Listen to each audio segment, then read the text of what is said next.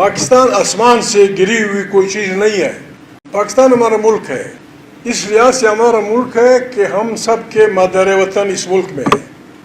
पाकिस्तान 14 अगस्त 1947 को वजूद में आया था। हम लोगों का सवाल ये है कि 13 अगस्त को हम क्या थे? 13 अगस्त को भी हम इंसान वजूद रखते थे, हम इंसान थे, हम यहाँ रहते थे, हमारे इलाका था। ये जो यार लोगों ने 14 अगस्त को ऐलान कर दिया कि बस तुमने कुछ नहीं करना, तुम पाकिस्तानी हो। अस्सलाम वालेकुम नाज़रीन कराम, आपको मुकम्मल वीडियो दिखाते हैं। अपोजिशन लीडर महमूद अचकज़ई ने आज बहुत बड़ा और तूफ़ानी इंकशाफ कर दिया। आप ये वीडियो देखिए, फिर इस पर डिटेल में बात करते हैं। खुदा, एक कुरान, एक नजरिया पाकिस्तान, और ये बात ख़त्म कि तुम बलोच हो, ये बात ख़त्म कि तुम पंजाबी हो, ये बात ख़त्म कि बाबा ये हो नहीं सकता, ये हो नहीं सकता। तख्लीक इंसानियत का फ़लसफ़ा हमें ये बताता है, दुनिया जहान के मज़हब हमें बताते हैं। कुरान करीम ने एक नई दर्जनों जगह ये कहा है। अल्लाह पाक बड़े फख्र से कहते हैं कि मैंने किसी भी इलाके में ऐसे आदमी को पैगंबर नहीं भेजा जो उस इलाके की ज़बान नहीं बोलता था। फिल्म को अल्लाह पाक कहते हैं कि मैंने कुरान करीम बिल्लिसानी कौम ही, मैंने कुरान करीम आपकी कौम के ज़ुबान में नाजिल किया ताकि आप समझ सकें और आप लोगों को समझा सकें। पाकिस्तान का डायलेमा ये है, पाकिस्तान का मसला ये है कि इसकी आज़ादी के वक्त बरसगीर के पार्टियों में किसी भी मुसलमान पार्टी ने नज़रिया पाकिस्तान की हिमायत नहीं की।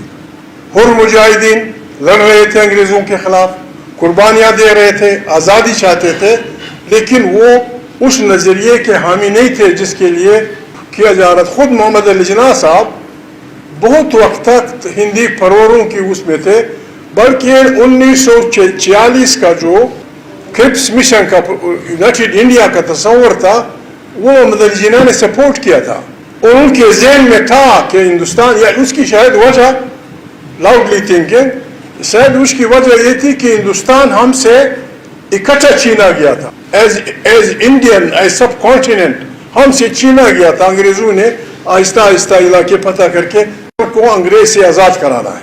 कोई भी हुर मुजाहिदीन, अहरार, खुदाई खिदमतगार, सिंध हारी कमेटी के लोग, सिंधी कौम परस्त और कौन सी सियासी पार्टियाँ थी, जमात इस्लामी, जमीयत उलमा इस्लाम, किसी ने भी उस फिक्र की सपोर्ट नहीं की जिसके तहत हिंदुस्तान तकसीम हुआ।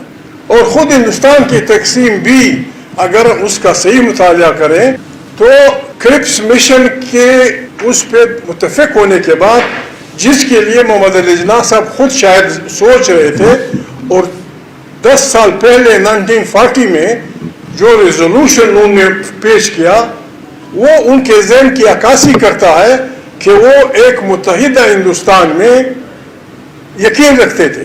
1940 रेजोल्यूशन में सॉवरन स्टेट का लफ्ज़ उन्होंने इरादे से इस्तेमाल किया।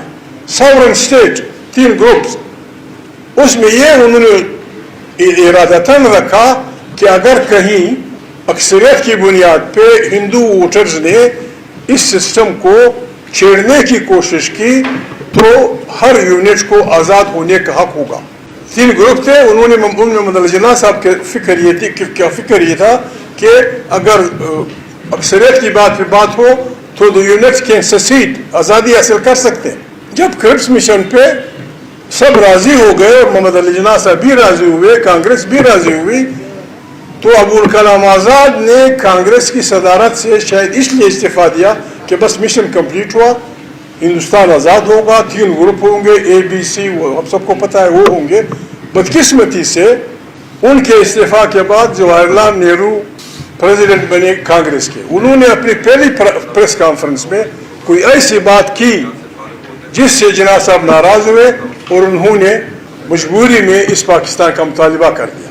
खुद मोहम्मद अली जिन्ना साहब फरमाते हैं कि मुझे एक फारसी में लकड़ी को कहते हैं, इसको किरम कहते हैं, किरम, वर्म। मोहम्मद अली जिन्ना साहब ने कहा मुझे वर्म ईचन पाकिस्तान मिला है, और साथ ही उन्होंने ये भी कहा कि मेरे जेब में जो सिक्के हैं वो सारे कोटे हैं। कोटे इस सेंस में, जब पाकिस्तान बना तो यहाँ جو سیاسی تاریخیں تھی، غفار خان کی تاریخ، عبدالصمد اچکزئی کی تاریخ، بلوچوں کی تاریخ، حر مجاہدین، احرار، جماعت اسلامی، جمعیت علماء اسلام، انہوں نے مخالفت کی تھی۔ غلطی کیا ہوئی؟ غلطی یہ ہوئی کہ انہوں نے بیک جنبش قلم ان تمام سیاسی پارٹیوں کو ریجیکٹ کر دیا۔ جب آپ سیاسی لوگوں کو ریجیکٹ کریں گے، پاکستان ایک ملک تھا، اس کو سیاسی لوگوں نے چلانا تھا، تو آپ کے پاس سیاسی لاٹ رہا نہیں۔ پھر کیا گیا کہ جی سندھ میں سندھ ہاری کمیٹی کا مقابلہ کرنے کے لیے فلانی وڈیرے کھولاؤ مسلم لیگ میں، اگر وہ مج مانگتا ہے مج دے دو، اگر وہ مربع مانگتا ہے مربع دے دو، کسی طرح سے اس کو مسلم لیگ میں لاؤ۔ غفار خان کے مقابلے میں کسی خان کو جس کی 40,000 جریب زمین ہو، خان ہو، بہرحال جو کچھ وہ چاہے دے دو اس کو، کسی طریقے سے مسلم لیگ شامل کر دو، ہم ان کو نہیں چھوڑنا۔ یہ حال بلوچوں کے ساتھ ہوا، اور یوں ہم نے، معافی چاہتا ہوں، اور یوں ہم نے پہلے دن سے پاکستان کی سوسائٹی میں کرپشن انجیکٹ کر دی۔ ہم نے سیاسی لوگوں کو خرید کر حکمران بنایا جو سیاسی لوگ نہیں تھے۔ اس کی وجہ پھر یہ ہوئی، اس کا نتیجہ کیا ہوا کہ ہماری سائیکالوجی یہ بنی کہ ہر آنے والے کو سلام کرو، ہر جانے والے کو گالی دو، اور اسی کام پہ ہمارے یار لوگ لگے ہوئے ہیں۔ دنیا کوشش کر رہی ہے کہ دو لوگوں کے وسائل لوٹنے کے لیے ایک ایسے علاقے کو میدان جنگ بنائیں جہاں ان کا یورپ محفوظ رہے، جہاں ان کا امریکہ محفوظ رہے، اور وہ خطہ خطرناک ترین اسلحے کی تجربہ گاہ ہو۔ یہ ہماری سب کی دانش کا امتحان ہے کہ ہم اپنی اس خطے کو دنیا کی ان مست سانڈوں کی ٹکر کا میدان بناتے ہیں یا نہیں بناتے۔ اس سلسلے میں ہمیں شہباز والوں سے بھی بات کرنی ہوگی، شہباز سب سے، کہ بھائی یہ کام آپ کے بس کی بات نہیں ہے، یہ ایک آدمی کے سے نہیں ہو سکتا، یہ ایک پارٹی کے ذریعے نہیں ہو سکتا، ایک بہت خطرناک حالت ہے۔ ہمیں خطے کے، اگر کوئی ہماری بات سمجھ سکتا ہے، شہباز والے مہربانی کریں، ایران، افغانستان، ہمارا جو خطہ ہے، چین، ارد گرد کے ازبکستان، تاجکستان، ان کی میٹنگ بلائیں کہ یہ جو سمندروں میں خطرناک بیڑے آ رہے ہیں، اس کا نتیجہ کیا ہوگا، ورنہ خدا نخواستہ کل ہم لیٹ ہو گئے ہوں گے، پھر ہم جس طرح وہ خرگوش اپنے آپ کو بچاتے، کب تک ہم بچاتے رہیں گے ان خطرناک اثروں کے خلاف۔ خدا وہ دن نہ لائے، لیکن حالات خطرناک ہیں۔ پاکستان ہمارا ملک ہے، آسمان سے لوگ نہیں اتریں گے۔ ناظرین اکرام، آپ نے ویڈیو دیکھی اپوزیشن لیڈر محمود اچکزئی کی انتہائی فکر انگیز خطاب۔ محمود اچکزئی کا کہنا تھا کہ پاکستان کے اندر آپ نے حالات اس لیج تک پہنچا دیے ہیں، خدا نخواستہ کچھ الٹا نہ پڑ جائے۔ محمود اچکزئی نے حکومت کو متنبع کرتے ہوئے کہا کہ آپ ہوش کے ناخن لو، اس سے پہلے کہ سارے معاملات آپ کے ہاتھ سے نکل پڑیں۔